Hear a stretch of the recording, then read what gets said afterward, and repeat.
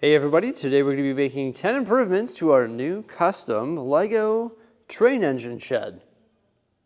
The first two things I want to work on is the front entrance and also the roof. I've already started working on the roof. I might extend the tiles off the black section of the roof by one more stud so it has a little bit of an overhang, and then I'll do the exact same thing with the dark gray slopes. And that's going to involve moving every single row of tiles so that they go out one more stud, but that provides a little bit of an overhang. Right now the roof is pretty flush, so I think that makes more sense. Off to a good start. I think that overhang is much better. So brought these slopes out one stud and then blended it in using the 1x2 rail plate on the end. But now we just have like a little bit of an overhang. And the way we did that was just bring these tiles out one stud and then add another horizontal row right there. Did experiment with like adding some jumpers on the roof and have like loose shingles, but I sort of like the clean look of this roof. This is maybe like a new train shed that isn't really roughed up at this point. So next up I want to try and fix the front of the build because this entrance is very squarish. The reason it's squarish is because we were going to add some sort of door mechanism, but I still don't know what kind of door we can add in there because I think a rolling door will take away from the height clearance. A barn door that swings open like that is just not going to look visually appealing in my opinion. We always want it open. Something that slides side to side might be pretty cool, but I think we're just going to make a make-believe door. And that's going to help add some texture to the front of this building because it does look pretty flat. But because this is a square hole, I also want to try and round it out. Ideally, I would use some arches like this, but we don't have any in dark gray. The only arches that I can find 4 of in dark gray are these ones here. So I'm thinking if we round out the entrance using those arches and add some sort of make-believe rolling garage door, it'll look pretty good. The arches definitely round out that entrance a bit. I like that. Getting rid of the square is always a good thing.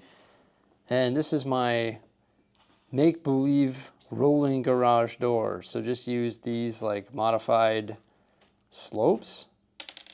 And then I put a row of rail plates underneath them along with a row of 1x plate holding it all together. And I extended that 1x plate off the edge by one stud. So that I could put a cheese slope right there. So it sort of looks like the end of it. And then put a couple modified bricks with the forward facing studs in there. And that goes in like that. So now we have a make-believe garage door that would just sort of roll down and cover the entrance. I think that's a good compromise.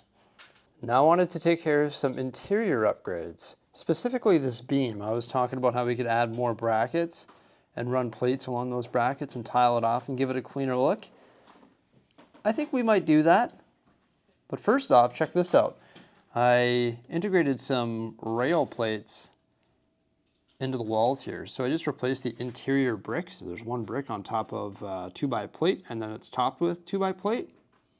So I replaced one of those bricks with rail plates and 2 plates, but I was still able to add the decorative bricks on the outside. And I of course did that on either side because there's been a lot of requests for an overhead crane. So I added those rail plates and then I built this overhead crane using some Technic elements that are all pinned together. They got plates on the bottom, and of course it's tiled on the top. And then there's the crane mechanism, and this will sit on top of the rail plates, move forward and backward, and also slide across the top just like that. And there is a gear right here that can be spun, and when you spin it, it will release the hook.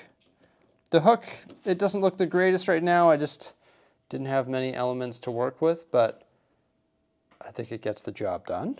They can hoist cargo or heavy train parts. It's a bit multicolored as well, but it is what it is. I just built it using the parts from the inventory, so I think it works out quite nicely. But yeah, the hook is like those 1x2 Technic elements. I ran some bars through it, and that's how the string connects. And then the other bar holds that little hook piece in place, and then the bushings sort of reinforce it and fill in the bars. And then this is my mechanism here. It uses some of the Technic lift arms and a little gear piece and held in place by some of those bushings as well. I think it gets the job done. At least we know there's a crane inside there. I don't think it needs to be any more than that. I would like to run it the full length, but I didn't have more of these. And also we have our support bar in the middle, or our beam, which is going to get in the way anyway. So technically I would have to build 2 of these. I think 1 is good enough. Okay, let's upgrade this next. So all I did was just fill in the bottom with all brackets. So it uses a lot more brackets, but then I just top those brackets with light gray tile. Cleans that bar up nicely. That is way better than the Technicals. The overhead crane is super cool, and something else I would like to do one day is add a pit underneath the track. But in order to do that, I would have to tack this down to a mills plate so we get that depth, and as you can see, it's not on a mills plate. The plan was just to have this floating loosely on top of a plate, so then if I wanted to move it, a stud or 2 or 4 or 8 or whatever it may be, it's a lot easier to move. So at this point, we're not going to be building a pit underneath the track just because it's not built onto a mills plate. But I do think there needs to be another door. A large like garage door would be cool so they could haul in larger items, but I think that would take away from the look of the model. So what we're going to do is just add another man door right back here, and that's going to match the front door. I'm not going to align it with the front door because I want it to be consistent with the windows. So we're just going to replace this window here with a man door. Hey, and that also freed up some windows. I actually do like the larger windows. And you can see on this side here, it alternates between the smaller ones on the bottom and the larger ones. I think that looks pretty good. And now it's consistent on the back as well. So it's just this side here that we got to worry about. Should really get down and dig through the parts and try and fix these ones up. But I think, you know what? That's probably good for the interior changes. I was messing around with some like oil spill detail and stuff like that, but I just like a clean workshop, so I'm going to keep it like this. The next little mini upgrade is going to be to the clock.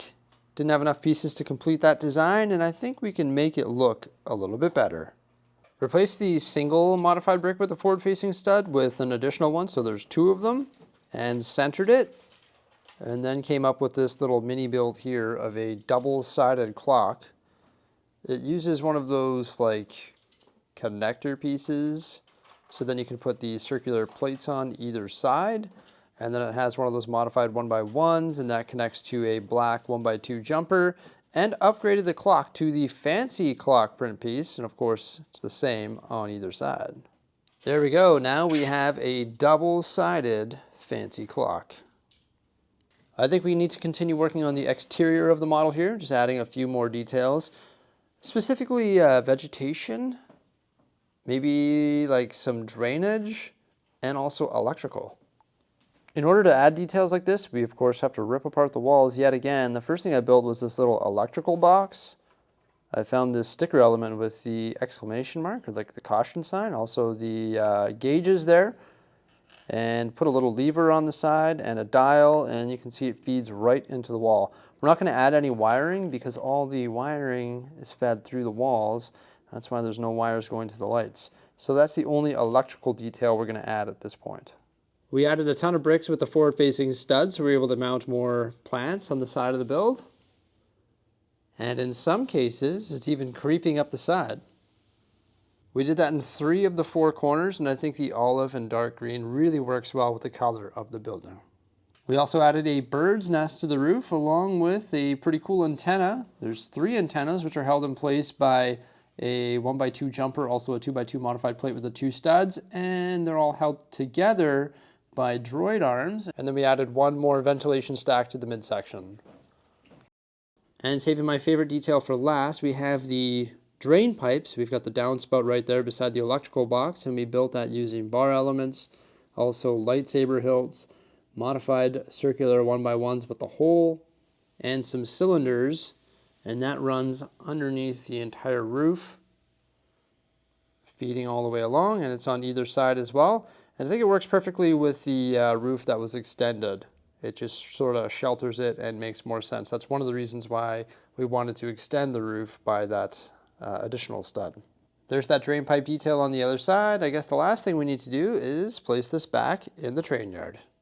But before we do that, we actually have to work on the underlying tile ballasting for the curve right here, and also for the segment of track leading up to the garage, because when we originally placed it, I had to remove all of these elements because we had to move this over that way by removing a straight from this section here. So we've got to tidy all that up as well. Yeah, the ballasting, it pulls it together nicely with the tiles underneath. Takes a lot of parts, but it's definitely worth it. Now, because we loosely placed this train shed, it is actually lifted up a plate, but that's all right. The trains won't really notice that. Added some additional details, such as the wedge plates in dark tan going around the foundation of it, and we're gonna break up the color a lot when we go about actually detailing the train yard. We also added a set of stairs at the back there, as you saw, and a set of stairs right there as well. At this point, it's just preliminary detailing, not much going on because we've been more so focusing on building this, but eventually we're gonna go through here and add a copious amount of detail, but just one day at a time here. I did fire up this train, surprised to see the batteries are still going because it's been a long time since we've fired up this train, so we can have it pull out of the train yard like this, and now it's on the city line, but for some reason doesn't like to respond to the controller. And then we can send it the other way, and it will take this switch here, and then another switch, and another switch, and another switch, and make its way to its home. Slowly, slowly, there we go. Boom, and it hits the train stop inside the garage and doesn't respond to the remote. There we go, oh no. But yeah, it's nicely parked in there. Feels pretty good to get this train garage just detailed and placed in the train yard, and we can't wait to continue working on more details in this area. Hope you enjoyed this update. Please remember to like, subscribe, and stay tuned for some more great stuff. Farewell.